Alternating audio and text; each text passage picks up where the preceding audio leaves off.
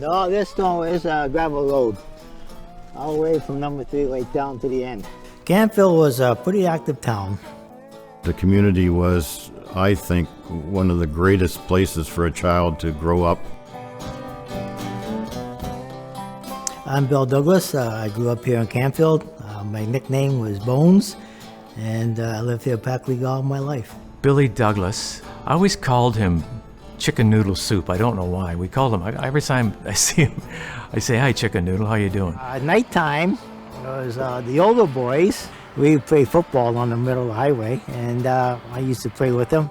We used to call Billy Douglas Vic Washington, who was a great black football player. And I come home, and my mom said, "Where have you been?" I said, "Well, I'm playing football in the middle of the highway with the boys." And she flipped a bird, so to speak. And we lived with our grandparents for 7 years of my life, or 8 years of my life, and then we moved, and then stayed in Canfield till about 1998 when we moved to Dunville.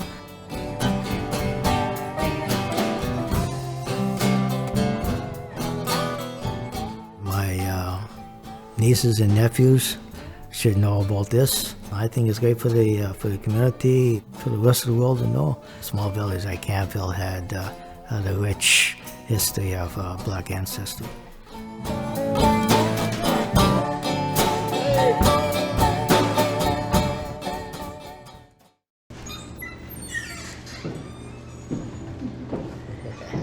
I don't think Bill knew anything about the freedom seekers, part of his family. Sit down, I have some things. My name is Sylvia Weaver. I'm a historian. I married Dawn Weaver, and we have 3 children. Bill, as you know, I've always been interested in the history of Canfield. I want to know about your family now. What was your mother's name? Mother's full name was Mary Ruby Annabelle Keziah Douglas. Wow. Lee, yeah. How'd you get that name? Mary was after an aunt. Yeah. And Ruby was after a very dear friend of my mother's. Mm-hmm. Anna was my grandmother's name. Belle was a cousin that my mother was very fond of. Keziah was after my mother's sister. She was named after almost every one of her mother's sisters and her aunts. All right, this is my great-great-grandma Williams. Hi, my name is Betty Ann Newman. I used to be Betty Ann Douglas of Canfield, a descendant of the Williamses, the Morrises, the Douglases. My mother was Ruby Douglas, and she used to be Ruby Lee. My mom was a nurse. My mom looked after elderly people. She didn't go very far in school, and I think she went as far as grade 8, but then she went to Hamilton and started working. She worked in Detroit. She sang with the Ink Spots for a little bit. They were a very popular Negro quartet. She was a great singer. She loved to sing. So she worked in Hamilton for a very long time, and that's where she met my dad. What was your father's name? My father's name was Fred Douglas. Now, I don't know what his middle name was, but his name was Fred Douglas, and the last name was spelt with 2 S's. I know nothing about my father's background. When they got divorced, he moved out west and started another family. I didn't really know my father that well. So. He left her and us right after we were born. Did you ever see your father again? No, I didn't, no. Did you in touch with him at all? No, I didn't know where it was or... Really? This is your father, and this is when he passed away. Yep, 1983, that's correct, yep. Bill, I've been doing some research on your family. The only way I could understand it myself is putting it on a map. So this is just a really rough copy of it, but I'd like to show it to you. The red line, this is your direct family, Yep. Bill.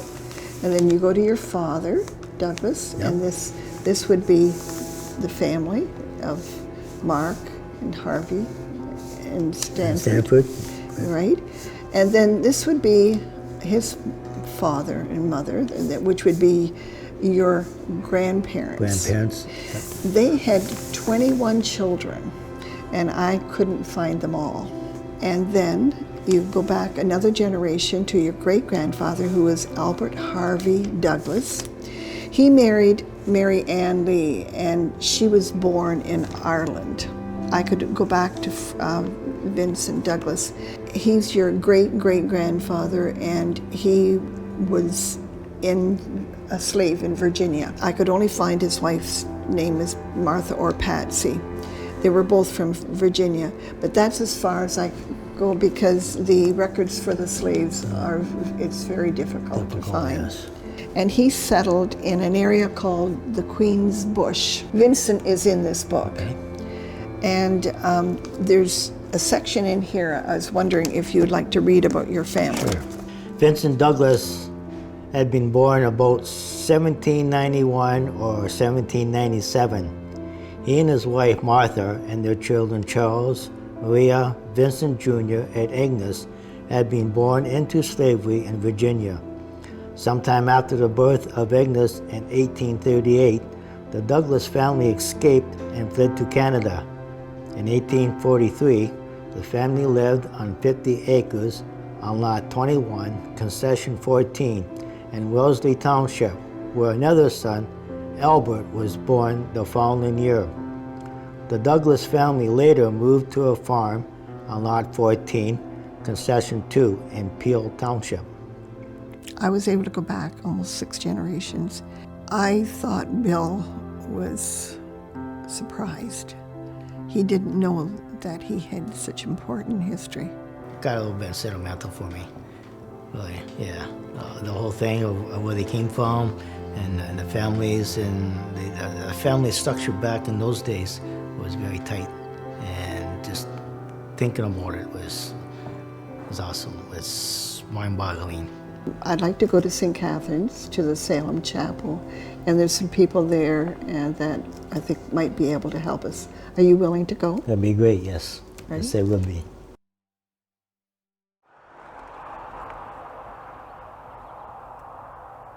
So this is a map to Mrs. Elliott Jorn, who is also a historian. This is where their store was, and the house next to the store. So back in the day, Headley's store is probably the only place that had the public telephone type thing. So if anybody got a message, they would phone the store and they would go out and tell the people that some certain person phoned and give them the message. So yeah, it was a vibrant place. There were stores, there were banks, which I can't believe there was 2 banks. There were hotels. We had a blacksmith shop. We had 2 barber shops. It was a railroad town. The trains were a vital link to the rest of Canada, I guess. Canfield was at a junction where it actually had 3 railways that crossed their path. The CNR went through from Fort Erie to Hamilton. My dad worked for that railroad. There was a Canfield Junction. There was a Wabash, and New York Central. You could go to Hamilton, you could go to Toronto, you could go to Brantford, you could go to Goderich, you could just almost go anywhere you wanted to. My grandfather and 2 of my great uncles and a cousin of mine who all grew up in Canfield all worked on the railroad. My grandfather worked on a CN railroad just on the backyard of his property, which ran through Canfield. Otherwise, they were farmers. Very few truck drivers in those days. Now we got mostly truck drivers. It was a wonderful community. You knew everybody on the street and everybody knew who you were. When I first married Dawn, that was 60 years ago, Canfield was still a busy little place. But I think the town probably only had about 150 people. Today, I don't see any businesses at all. It's a bedroom community, yes.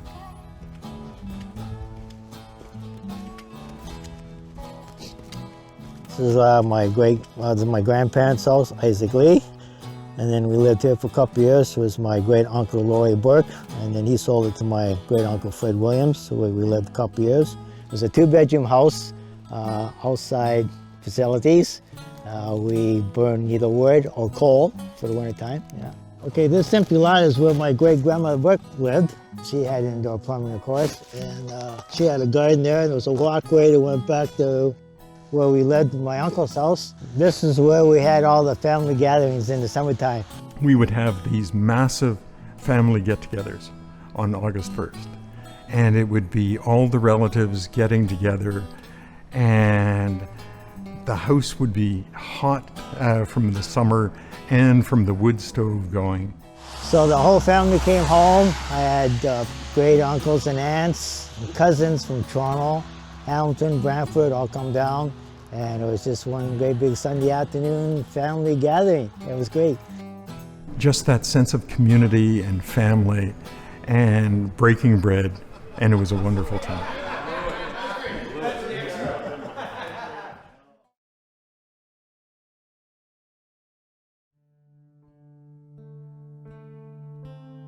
I've always been interested in history. I've been collecting all my life, and it wasn't until we were empty nesters that I was able to go and basically start to put all my work together. We live in Dunville at the present time. We did live back of Canfield all our married life. When we were on the farm, we had black neighbors. One I can remember is Clarence Morris. He was a farm helper, farm laborer, and he would go around to the community and he would help with the threshing and the silo filling. And I can remember him going to my in-laws, the Weavers, and he would be helping them. Clarence Morris was a very interesting person. He was a quiet person. He helped my father when we filled silo, or he quite often made the straw stacks after thrashing. And he had a comment when you asked him a question, he would say, "Yes, sir." That was his comment. No one ever talked about the black families. I don't think people were aware. It was a forgotten history. And I wanted to bring it forward because I felt it was so important.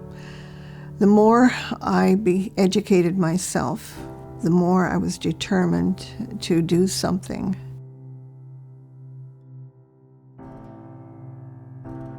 When I was with Heritage Haldeman, I wanted to remember the black community and the freedom seekers. I wanted to put up a rock there and put a plaque on it. And everyone was so surprised about this, and they didn't realize how important this community was. Oh, freedom. Oh, freedom. Most of the people that lived here, the black folks in Canfield, were a result of the Underground Railroad. They crossed by the lake, they crossed in other places in Ontario, and they made their way to Canfield, and Canfield was very welcoming to the people. The big thing for them, though, was that they wanted their freedom, and they gained it, and they were able to raise their families and live a free life, not being dictated by someone else. My Lord, and be free,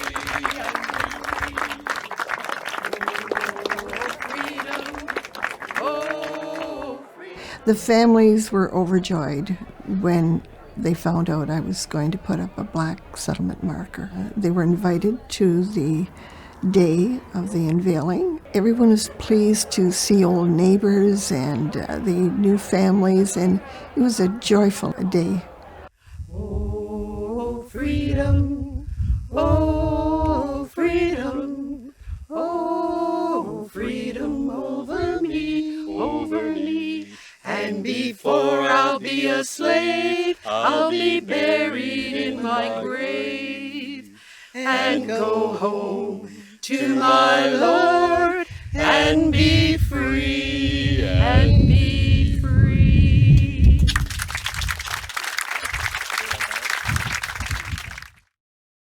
There used to be a gentleman who lived in Dunville. His name was Mike Conkle, and he used to come and pick up my mom, and they drive around to the different cemeteries for the Black History. Roll, Jordan, roll, roll, Jordan, roll. I want to go to heaven when I die. You hear, oh, Jordan, roll. Oh, brother, you ought to been there. Yes, my Lord. Well, I grew up just off of Geneva Street in St. Catharines, so I was aware of Harriet Tubman in the Black Church there on Geneva Street. I just thought it was a pretty neat history, and I've always been interested in Canadian history. It wasn't a stretch to say that their history is part of Canadian history, so it's part of my history too. You hear, oh, Jordan, roll, roll, Jordan, roll, roll, roll, roll, Jordan, roll. I want to go to heaven when I die. You hear, oh, Jordan, roll. My name is Michael Conkle. My wife and I moved back here, 20 plus years ago now. And after moving here from St. Catharines via Fenwick, slowly, sort of by osmosis, I guess, I heard about somebody would mention the name Darky Side Road. Having done genealogy, I thought, well, that's interesting. They wouldn't call it that if there hadn't been some Afro-Canadians living around here at one time or another. Then an individual came in, and he came in one day to see if he could get his son a job working part-time in the greenhouses. And he told me, as a matter of fact, some of the younger guys from Canfield area used to work on their farm, just to make some money. And on the way to church one morning, his dad had slowed down, and he pointed over to a little copse of woods over there, and he says, there's a black cemetery over in those woods. So, ta-da, the lights sort of went on. Eventually, I met up with Betty Brown, and she had been trying to get the cemetery refurbished for several years. There had been articles done on her in The Spectator. She wasn't getting anywhere. Betty Brown found the account of her great-great-grandparents' flight to freedom in a discarded family scrapbook. Since then, she has tracked down documentation of nearly all her ancestors. Of Henrietta Barnes, who made hair switches, Grandpa Barnes, a beloved barber in Cayuga, and much later, she found a letter proving that she was the great-great-grandniece of Harriet Tubman. What I can't understand is why my dad didn't say, well, she was my great aunt. I don't know why they didn't talk more about it. You have to understand there was still a lot of discrimination in those years when I was coming up. And so it was just, we're here, that's the past, let's forget about it. Whereas now things are changing. There's a different attitude. When Stephanie and Lucy Street came to Canfield in the 1840s, he was a squatter. It wasn't until 1862 he was able to purchase land. They made a section of it their own street family cemetery. It was not associated with the North Cayuga Baptist Church. The streets had 13 children. So their husbands and grandchildren were buried there. There's a history done by Betty Brown, and she said there were 11 burials there. But in my research, I feel there's a lot more. So anyway, I actually went looking for it one day. It's adjacent to Canfield, back on Stephanie Street's original property. Actually, we crossed the field there and went into the little bush and looked around, and I thought, maybe this isn't where it is, because we couldn't see any tombstones and stuff. And it was quite overgrown. We were beating our way through the brush and stuff. And then all of a sudden I saw a square rock, and you go like, they don't make square rocks. And I thought, there's a tombstone. And then we walked over, and sure enough, and the more you looked, the more stones you found. And I thought, man, this is pretty neat.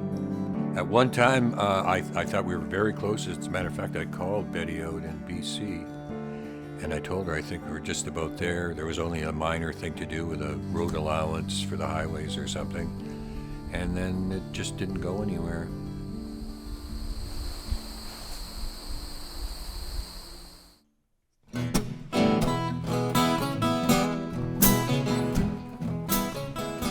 I believe it is forgotten history. In public school, in high school, we learned about American history, we learned about the history over in Europe, but we didn't learn about the history in Africa, and we didn't learn about the history here in Canada. Did your mom ever tell you about your family history? My mom did talk quite a bit about it. My grandmother Lee did a little bit too, But as far as the rest of the family, not a whole lot till years later.